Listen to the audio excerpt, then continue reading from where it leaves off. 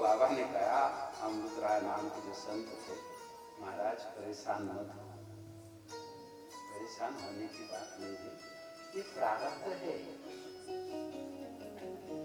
ये प्रारब्ध है जिसका उसका। ये प्रारब्ध मेरा है तो ये यहाँ लेके आएगा, मैं थोड़ी बोला उसको तू लेकर लेगा, तो तू कहीं परेशान मत हो।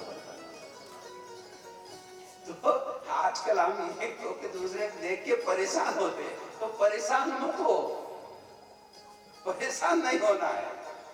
हाँ, उसकी इच्छा में भगवान की जो इच्छा, हमारा प्रारब्ध है उसके प्रारब्ध, तो बापू जी के प्रारब्ध है।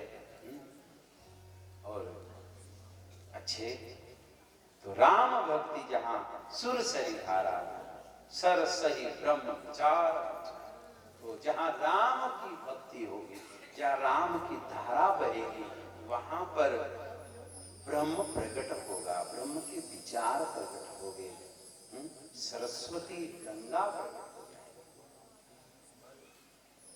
तो इतना कह के विराम कर। नींद किसको आ रही?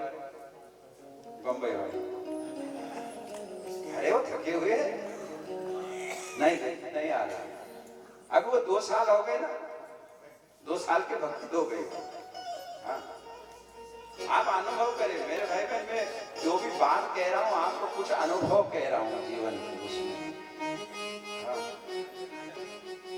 यदि आप सही आत्मा से कोई कार्य करोगे, यदि आप उपवास समझ के उपवास ही करोगे, तो यदि आपको दिन में भूख लग जाए तो मेरे को लेटर लिख देना कि मैं भगवान का उपवास, मेरी भक्ति है। हाँ। और यदि हम भक्ति समझ के कुछ कार्य कर रहे हैं तो आपको थकान नहीं आएगी। और यदि भक्ति समझ के नहीं रहो तो थकान आ जाएगी।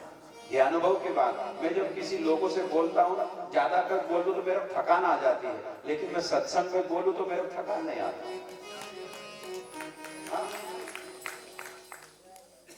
तो कहने का मेरा भाव ये है कि जिसको हम भक्ति समझ के करेंगे तो वो थकान महसूस नहीं होगी। तो आपको बहुत बहुत धन्यवाद है। और गुराजी रे मुझे हर पल तुम्हारी